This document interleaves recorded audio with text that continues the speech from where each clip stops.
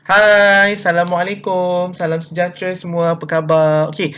So, berdasarkan kepada video saya yang kedua tu, yang saya tunjukkan tiga online tools yang boleh digunakan untuk membuat pembelajaran secara lebih interaktif di dalam talian, ramai yang tanya dengan saya, macam mana nak guna Zoom tu? Alright, saya akan tunjukkan. So, pergi ke Google. Dah terpampang dekat sini Google saya. Kita type Zoom, Zoom. Alright, so kita sampai kat sini, dia yang pilihan paling atas ni, Zoom, video conferencing, web conferencing, webinar. Klik. Bila kita klik, kita akan sampai ke homepage Zoom. So, lihat di bahagian sebelah kanan paling atas ada dua pilihan, join a meeting atau host a meeting. Kalau pelajar, dia akan join a meeting. Kalau pensyarah, dia akan host a meeting. Okay, sebentar ya. Ini saya punya. Biar saya sign up dulu supaya semua nampak daripada awal. Okey, kalau kita tak pernah menggunakan Zoom, macam inilah rupa homepage Zoom tu. Kita akan nampak ada dua ni, join a meeting dengan host a meeting. Tapi sebelum kita nak buat apa-apa, kita sign up dulu. So, klik sign up, it's free. So, dekat sini ada tiga pilihan sign up. Sama ada kita sign up secara biasa, masukkan kita punya email address. Tapi kalau kita dah ada Facebook ataupun kita dah ada Gmail, so boleh masuk terus dengan menggunakan salah satu daripada akaun-akaun tersebut. Jadi, saya masuk melalui Google Okey, saya masuk melalui Google, dia akan sign in saya dengan menggunakan Gmail account saya lah. Alright. So bila kita masuk, kita akan nampak page ni. Di atas ada pilihan schedule a meeting jika kita nak menjadualkan meeting, ataupun join a meeting, host a meeting. Kalau pelajar, dia akan join a meeting lah dalam konteks kita sebagai pensyarah ni kan. So maknanya kita lah yang host meeting tu. Pelajar akan join. Dan kita host a meeting, kita ada tiga option. Sama ada kita nak join dengan video on. Video on maksudnya pelajar boleh nampak kita. Video off, pelajar tak boleh nampak kita, hanya boleh dengar suara kita sahaja. Ataupun screen share sahaja. Maknanya kita nak tunjukkan screen. Maknanya kita nak tunjukkan sesuatu di atas screen untuk pelajar kita tengok. Atau kita boleh tukar-tukar benda ni semasa kita dah dalam bilik mesyuarat maya nanti. Saya panggil benda ni bilik mesyuarat maya ataupun ruang perbincangan maya lah sebenarnya. Alright, saya tunjukkan dulu macam mana nak host a meeting. So, kalau nak host a meeting, kalau saya selalunya akan ambil with video on lah supaya pelajar nampak saya. Okay, video on. Klik. So, bila kita klik host a meeting with video on, dia akan pergi kepada page ni, dia akan keluar kotak ni, open Zoom meeting, dia tanda soal. So, kita klik yes, open Zoom meeting. Okay. So, dia akan keluar, kita akan terus masuk ke dalam ruang perbincangan maya. Nampak dekat tepi ni, panjang ni, muka saya dah keluar kat situ. Kalau lepas tu dekat tengah-tengah ni ada petak join with computer audio, selalunya saya akan klik yes. Bila join with computer audio, maksudnya kalau kita tunjukkan video ke apa-apa benda yang ada bunyi dekat komputer kita, pelajar boleh dengar sekali audio tu. So, join with computer audio. Alright. Okay, so saya besarkan bilik ruang perbincangan maya saya ni. So, maknanya inilah dia ruang perbincangannya. Dan lihat di bahagian sebelah kiri, di bahagian bawah, ada dua button yang kita boleh gunakan untuk diri sendiri. Pertama, kalau kita tiba-tiba nak hilangkan suara kita, uh, bukan suara kita sebenarnya yang penting untuk dihilangkan. Kadang-kadang bila kita mengajar dekat rumah lah katakan kan, kita mengajar secara online ni, selalunya kita mengajar di mana-mana sahaja. Kita berbincang di mana-mana sahaja. Jadi katakan pelajar postgraduate lah, katakan pelajar PhD atau pelajar master yang buat thesis, nak bincang dengan kita tentang thesis dia kan, kita mungkin buka dekat kampung ke, dekat rumah ke, dia pun mungkin buka dekat meja makan ke, jadi terpulang lah kan. Jadi bila buka tu selalunya akan ada bunyi bising. So, kalau katakanlah kita tengah nak buat perbincangan, lepas tu ada bunyi bising, kita nak mute kan, kita boleh klik button mute di sebelah kiri ni. Okay. Dan kalau tiba-tiba katakanlah tengah-tengah buat perbincangan, tiba-tiba rasa macam apa, nak betulkan kedudukan badan ke, nak menggaru ke, kan tak cantik pula pelajar nampak. So, sementara waktu katakanlah kita nak stopkan video kejap, klik stop video, kita punya video akan stop kejap. Nak pasang balik, dah okey dah garu ataupun dah bergerak dah selesa dah, pasang balik. So, nampaklah. Alright, so button yang seterusnya akan saya ajar adalah macam mana nak invite pelajar untuk masuk ke dalam kita punya bilik perbincangan maya ni. Okay, kita klik button invite. Okay, So kita boleh hantar melalui email, alright? Ataupun kita boleh copy URL dan kita bagi link. URL tu maknanya link. Kita bagi link tu kepada pelajar dan bila pelajar klik link tu dia akan buka. Contohnya lah kita copy URL ni, okay, lepas tu kita pastekan dekat dalam WhatsApp. Lepas tu kita hantar kat pelajar. So pelajar terus klik dalam WhatsApp tu, link tu terus sampai ke dalam bilik perbincangan maya ni. Kalau nak hantar melalui email, contohnya kita klik lah Gmail. So bila kita klik Gmail, dia akan terus bawa kepada kita punya Gmail account dan lepas tu dia terus masukkan sekali dah URL tu. Maksudnya email invitation, Zoom invitation tu telah pun siap-siap di copy pastekan dalam email email jemputan tu lah. So dia boleh klik dekat ni link ni ataupun dia pergi dekat Zoom sendiri, dia masukkan meeting ID dan password, dia boleh masuk juga dengan cara begitulah. Jadi ini kalau kita melalui email. Alright. Jadi itu adalah cara-cara yang kita boleh gunakan untuk menjemput pelajar masuk. Okay. Yang kedua, bila pelajar masuk adalah penting untuk kita manage pelajar. Sebab kalau katakan kita buat perbincangan dengan beberapa orang pelajar saja, maknanya grup kecil, masters ataupun PhD student ataupun mungkin even undergraduate students pun, tapi grup kecil tak apa. Itu masih kita boleh kontrol. Kalau grup besar, dia akan a bit kacau bilau tau kalau kita tak kontrol. Sebagai contoh, saya tunjuk video saya punya kelas dalam talian ni, apa jadi bila dia ramai. Hai Halili, Assalamualaikum, hai Huda.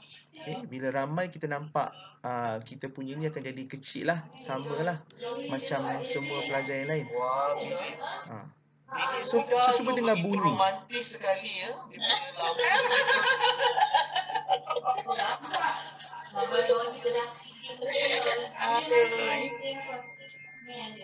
Assalamualaikum Isa. Hai Rosina. Assalamualaikum Muslihat.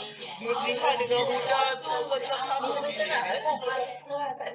Okay, so kalau diperhatikan, kita akan semua bunyi daripada semua webcam akan masuk ke dalam kita punya dalam kita punya ruang perbincangan maya tu. So kalau kita tak nak jadi terlalu busy, itu baru tadi tu baru lebih kurang dalam 12 orang ke 15 orang. Bayangkan bila saya pernah buat benda ni dengan lebih kurang 50 orang pelajar. So bayangkan semua bunyi masuk pada masa yang sama. So sebab tu kita kena manage participants. So manage participants, tekan butang manage participants. So lihat di bahagian bawah ada 3 button ni. So katakan bunyi kelas tu terlalu bising, semua kadang-kadang pelajar kita tak bising, tapi persekitaran dekat webcam dia tu yang bising. So kita nak senyapkan semua sebab kita nak mengajar ni kan. Ataupun kita nak buat announcement ataupun kita nak membuat penjelasan. Jadi kita akan klik mute all. Bila kita klik mute all, dia akan keluar notification, dia akan mutekan semua orang, tapi dia bagi kita option. Adakah kita nak bagi option ni kepada kita punya pelajar? Kalau kita klik right, maknanya kalau kita mutekan diorang boleh unmute sendiri. Maksudnya bila dia nak bercakap, dia sendiri unmute. Kalau macam saya takkan bagi dulu option tu. Saya akan unclickkan dia, lepas tu baru saya klik yes. Maksudnya saya yang control. Katakan ada yang nak bila saya dah habis menjelaskan sesuatu, baru saya akan unmutekan balik. Okay, baru saya klik semua. Okay, so nampak button dia bertukar menjadi berwarna biru, bermakna semua orang dah tak boleh maknanya kita akan dengar bunyi daripada webcam pelajar-pelajar di dalam ruang perbincangan maya kita tu lah. Alright. Bila kita rasa kita nak bagi peluang mereka bercakap, kita unmutekan all. Macam tu. Alright. So kalau kita rasa kita nak mutekan, kita nak unmutekan secara orang kata secara one by one, orang-orang tertentu, selalunya saya tunjukkan video saya ni tapi tak nampak lah sebab ini adalah video, bukannya Zoom yang sebenar. So selalunya dekat hujung ni akan ada button untuk kita nak klik, untuk kita nak unmutekan orang tu, orang itu sahaja. So boleh, ya. Alright, so itu cara kita nak manage participant dari segi bunyi lah. Benda-benda lain boleh tengok dekat sini, option-option sebelah kanan di bahagian bawah. Selain daripada itu, kalau nak, kita boleh juga buat supaya mute participants on entry siap-siap. Ini masih selalu pakai. Maksudnya bila participants tu masuk, pelajar tu masuk, dia memang terus mic dia terus mute. Kita dah control dah daripada awal sebab ini kita yang host meeting tu. So kita dah mutekan dia. Jadi dia terus tak boleh, kita tak akan dengar bunyi bising yang masuk. Sebab kadang-kadang bila kita mengajar, ada pelajar akan lambat kan. Dia masuk lambat. Bila dia masuk lambat akan ada bunyi bising. So kita terus mutekan pelajar tu punya webcam. Mikrofon dia lah basically sebenarnya. Okay. Yang ni tadi option yang kedua ni, kalau kita nak bagi diorang, kita mute kan, kita nak bagi diorang sendirilah pilihan untuk unmute kan dia balik semula, dia boleh bercakap. Kalau tak nak, jangan tick lah. Okay, ini allow participants to rename themselves, ataupun ini saya suka guna juga, play chime for enter or exit. Sebab kadang-kadang bila pelajar kita ramai, ada 50 orang katakan, ataupun ada hampir 100 orang katakan kan, kita tak tahu siapa yang masuk. Kadang-kadang bukan pelajar kita pun masuk juga. Nak tumpang sekali. Bukanlah tak boleh, tapi kita nak tahu notification, kita nak dapat notification. Jadi kita make sure kita klik ni. Dia akan play chime. Bila pelajar masuk, kita akan dengar bunyi. Alright. So yang terakhir sekali, lock meeting. Lock meeting ni maksudnya kita lockkan meeting tu supaya dia takkan ada perubahan semasa kita sedang membuat meeting tu.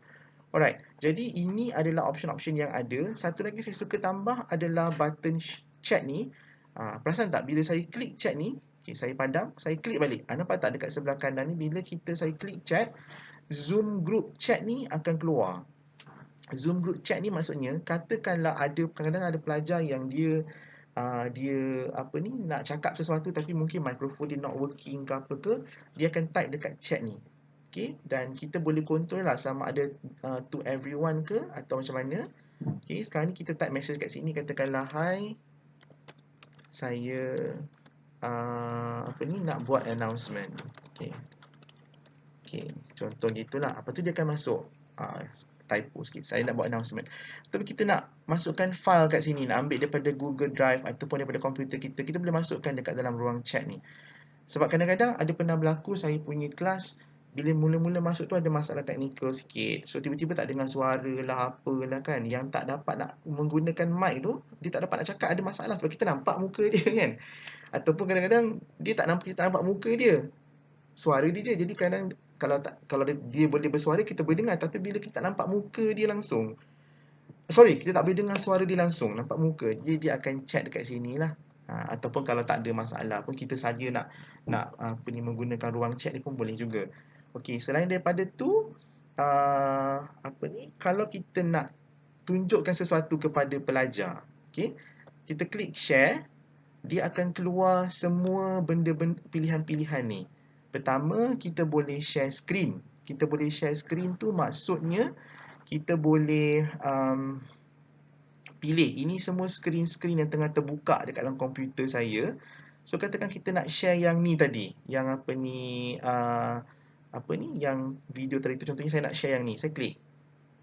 Okay, lepas tu saya tekan share. Keluar yang ni, muka saya dah hilang. Dekat tepi ni muka saya berubah, ya. Nampak tak? So kita boleh share lah. Bila kita dah nak stop share, pergi ke bawah ada button stop share, kita stop share.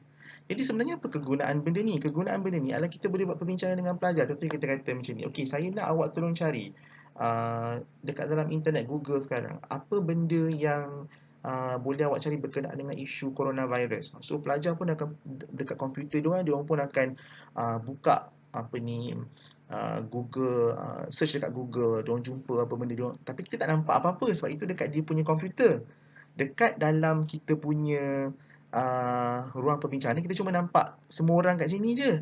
Jadi katakan dia nak share, bila dia nak share, dia akan pergi kepada button, sebab dia pun akan ada juga button share ni. So kita boleh bagi dia pun share. Ataupun kalau kita pun jumpa sesuatu kat Google, kita nak share, kita boleh choose mana-mana, kita klik share. Okey.